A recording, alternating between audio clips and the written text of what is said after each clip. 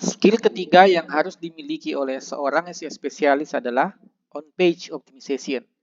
Jadi, setelah kita membuat konten yang bagus, konten yang bisa bersaing di Google, saatnya kita memposting di website kita. Pada kali ini kita akan mensimulasi memposting di platform WordPress.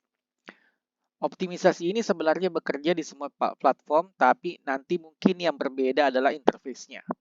Nah, di sini kita akan contohkan dengan platform WordPress. Jadi setelah kita memiliki artikel itu, kita perlu, setelah mempostingnya, kita perlu mengoptimasi beberapa hal.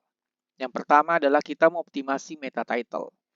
Meta title itu apa? Meta title itu misalnya saya coba cari di sini, cara menguras air radiator mobil. Meta title itu akan muncul di sini nih. Di sini posisinya ya. Ini meta title. Ini meta title. Dia akan muncul di sana, di Google. Makanya penting. Tapi kalau dibuka di website kita itu tidak terlihat. Tapi akan munculnya di Google.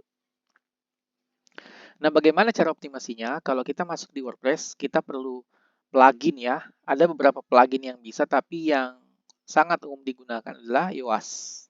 Saat ini ya, Yoast SEO. Ada mungkin yang pakai Rank Math, ada yang pakai misalnya yang lebih lama all in one SEO. Tapi yang sekarang banyak dipakai adalah Yoast SEO. Di sini kita akan mengoptimasi meta title-nya ya. Jadi kalau yang kita lihat di judul, jadi saya bedakan dulu ya. Kalau yang ini adalah yang akan muncul di Google ya, seperti ini. Itu adanya kalau di Yoast, kita masuk di Yoast-nya di bawah, Yoast SEO, seperti ini. Di sini ya, jadi saya hilangkan dulu yang ini ya, oke. Di sini. Ini SEO title. Jadi di sini misalnya saya masukkan, tadi kan saya mau ranking untuk cara, jadi keyword saya adalah cara menguras, ini saya bisa lihat di sini ya. Fokus key phrase ini cara menguras air radiator mobil, itu yang saya mau target. Nah, di sini di SEO title-nya saya memasukkan cara menguras air radiator mobil dengan benar menurut ahli. Saya kurangi ya, lebih bagus menurut ahli. Itu.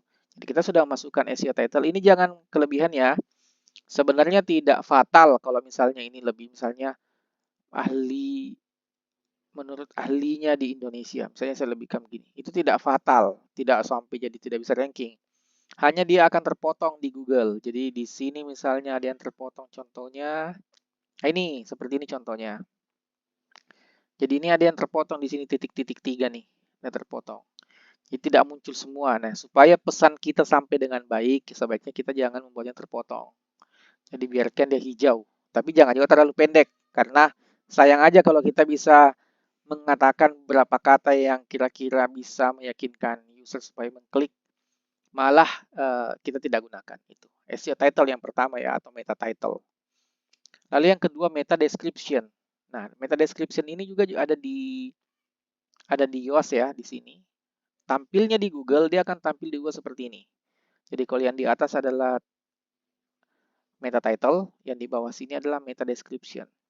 Sama kalau dia panjang akan terpotong seperti ini.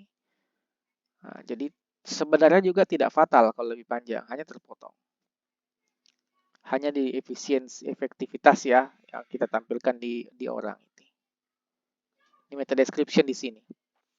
Oke, kita anggaplah pelajari cara menguras air radiator mobil. Jadi ini sudah kita sebutkan. Sebaiknya ada keyword ya, walaupun itu bukan ranking vektor, tapi kalau ada keyword di situ, dia akan di bold di Google. Misalnya, keyword ini kan cara menguras air radiator mobil. Ini kata mobilnya di bold, ditebalkan ya, air radiatornya ditebalkan. Nah, keyword-keyword yang ada di description itu akan ditebalkan ketika tampil di Google. Harapannya kan meta description itu bisa membantu kita untuk supaya diklik oleh user. Itu. Kita lanjut Slack. Slack itu apa? Slack itu sebenarnya adalah bagian URL ya.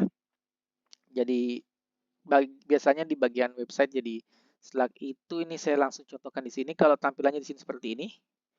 Tampil juga sebenarnya di bagian atas. Ini. Jadi Slack ini tuh bagian di belakang ini nih. Ini yang kata-kata yang ini ya. Itu Slack namanya. Jadi itu Slack yang kita optimasi. Sebaiknya ada juga keywordnya di situ supaya relevansi terlihat. Itu Slack itu ya. Jadi kita masukkan juga di situ Slack-nya. Jangan terlalu panjang. ya terlalu panjang. Ya, tidak. Yang penting kira-kira tidak terlalu panjang, tapi sebaiknya itu lebih mewakili topik yang di website kita itu. Mewakili topik saja ya, sebaiknya. Jangan terlalu luas, jangan terlalu sempit, sesuai dengan pembahasan kita. Itu slide-nya. Lalu heading. Heading itu apa? Ini saya sempat carikan di Google ya supaya lebih jelas. Heading itu kira-kira seperti ini. Ini bagian di artikel ya. Struktur ya, terstruktur. Jadi yang paling atas di artikel, ini kan kalau yang di Yoast ini kan yang muncul di Google. Nah, kalau yang di sini nih yang muncul di website kita, ini bagian judulnya. Yang muncul di website ini akan jadi H1. Lalu subjudul ini subjudul, dia akan, ini H2 akan muncul di website kita ya. Semua di sini muncul di website kita. Ini bagian artikelnya. Nah, struktur heading itu seperti ini. H1 itu adalah judulnya ya. Kalau di WordPress itu H1-nya adalah ini. Otomatis jadi H1 kalau di WordPress ini pada umumnya ya. Lalu subjudul, kita buat subjudul di sini. Apa gunanya? Jadi Google akan menganggap bahwa kalau dia judul utama kan tentu logikanya adalah itu mewakili seluruh isi konten. Kalau H2 atau cuma subjudul, dia cuma mewakili yang ada di bawahnya. Lalu H3, ini saya perlihatkan lagi ya. Ini kalau kita pernah buat laporan-laporan ilmiah di sekolah atau di skripsi misalnya, kan seperti ini H1, H2, H3. Terstruktur ya, jadi judul utama, subjudul, sub-subjudul. Bisa sampai 4, bisa sampai 5, bisa sampai 6. Tapi umumnya sih sampai 3 atau 4 ya di web itu. Kalau di sini sampai 3, ini bisa dilihat. Misalnya di sini H2-nya kita bisa lihat H2 ini ya, ini terlihat di sini. Ini kita bisa ubah pada H3, jadi kecil kan. Kita perlu buatnya jadi H2 supaya Google tahu bahwa oh ini subjudul nih. Lalu ini H3. Oh ini sub-subjudul, jadi bagian yang lebih sempit. Berarti H3 ini itu, heading ini, H3 ini ya, dia cuma mewakili 2 paragraf. Ya kan? Kalau yang sudah paragraf yang selanjutnya kan dia mewakili H3 ini. Ini bisa lihat heading 3 juga ya. Yang ini. Ini juga H3. Jadi masing-masing H3 ini cuma mewakili, ibaratnya dia adalah subjudul untuk 2 paragraf ini. Nah itu. Sementara kalau heading 2, dia akan mewakili seluruh yang ada di bawahnya. Sampai ada heading 2 berikutnya. Dan di sini tidak ada heading 2 lagi. Berarti dia mewakili sampai ke bawah. Sementara kalau judul, dia mewakili dari atas sekali. Seluruh isi kontennya, judul itu. Itu logikanya ya, logikanya struktur heading itu. Jadi Google akan memahami bahwa paragraf demi paragraf ini tuh berada di struktur mana, strukturnya di bagian mana sehingga dia mewakili, misalnya kalau pembahasan ini dia cuma diwakili 2 paragraf. Artinya ya kita tidak terlalu membahas itu banyak. Yang kita bahas ini adalah yang di judul utamanya itu akan membahas banyak. Ini akan menganggap Google, jadi kalau ada orang yang cari misalnya cara menguras air radiator mobil, artinya kita membahas khusus tentang itu. Tapi kalau ada orang yang cari membuang air radiator, mungkin bukan kita yang ranking karena barangkali ada orang yang khusus membahas tentang cara membuang air radiator. Misalnya ya, kita kan cuma membahas 2 paragraf. Itu makna dari struktur heading. Hanya penting kita buat struktur heading supaya Google paham apa yang kita bahas. Lalu table of content. Table of content ini terutama bagus untuk artikel yang panjang. Jadi ini kita bisa preview ya, tampilkan isi artikelnya. Misalnya di sini saya klik preview, ini akan terlihat seperti apa sih tampilannya. Di sini saya tambahkan daftar isi. Gunanya daftar isi apa?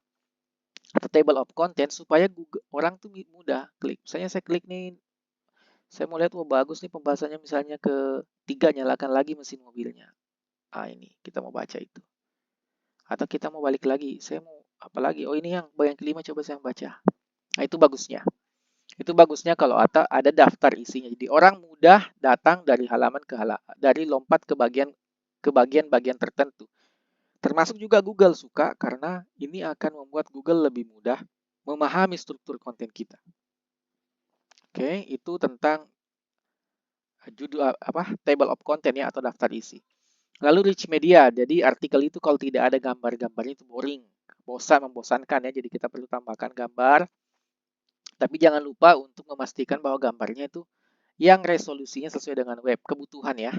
Jangan sampai kita habis foto dengan kamera beresolusi tinggi lalu langsung kita upload. Itu akan sangat memberatkan website. Jadi ya, banyak tools di Google, kita tinggal cari di Google bagaimana melakukan resize pada image untuk ukuran web. Kita tinggal coba. Banyak toolsnya. Oke. Rich media, lalu image alt text. Image alt text itu adalah, jadi Google tidak bisa membacakan. Kalaupun ada tulisan di gambar, Google tidak bisa baca. Makanya Google perlu ibaratnya dibantu. Nah, ini kalau saya klik, akan ada nih gambar-gambar pena ya. Saya klik edit. Ini saya sudah tambahkan alternative text. Jadi alt text ini akan dijadikan Google sebagai kira-kira deskripsi yang paling mewakili gambar ini. Jadi Google menjadikan inilah deskripsi yang paling mewakili. Kalau caption itu biasanya dia adalah deskripsi di bawah gambar. Boleh juga kita tambahkan, tapi ini yang paling penting, alternative text di mata Google. Hanya itu harus kita tambahkan supaya Google lebih paham. Itu juga akan memudahkan gambar kita untuk memiliki peluang tampil di Google Image ketika orang cari gambar di Google. Itu ya, alt text. Image alt text, lalu internal link. Internal link ini apa? Link ke artikel lain. Misalnya di sini saya sudah tambahkan contoh, misalnya saya membahas tentang air radiator, misalnya ke halaman ini. Ini akan memberikan kira-kira nilai tambah di artikel kita ketika ada orang yang ingin pembahasan tertentu. Jadi misalnya ada hal-hal lain yang terkait dengan artikel, saya membahas khusus di artikel lain, saya bisa melakukan internal link. Tidak ada batasan sebenarnya berapa banyak, sepanjang itu relevan dan tidak mengganggu user experience, silahkan ditambahkan. Itu ya. Lalu reference. Nah, ini memberikan trust atau apa ya?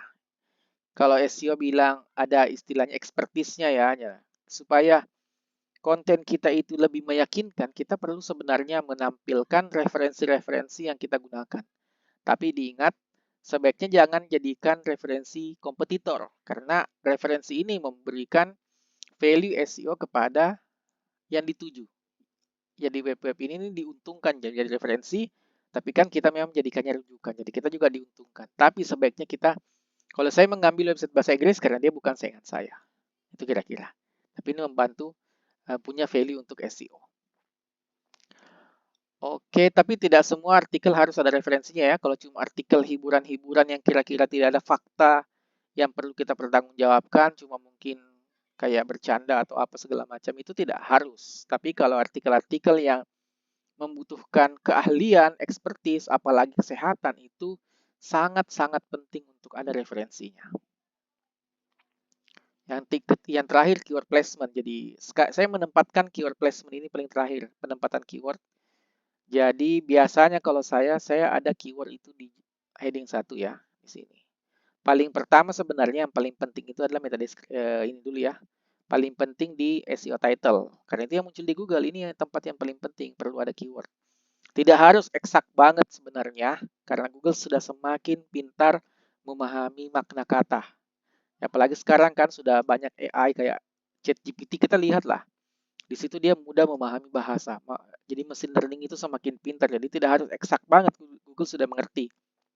Tapi ini saya buat eksak tidak apa-apa, sepanjang tidak mengganggu user, bikin eksak tidak apa-apa. Saya kalau masih nyaman bagi user, bagus bagi user, saya buat eksak aja, itu lebih apa ya, meyakinkan. Tapi tidak harus dipaksakan, jangan sampai dipaksakan.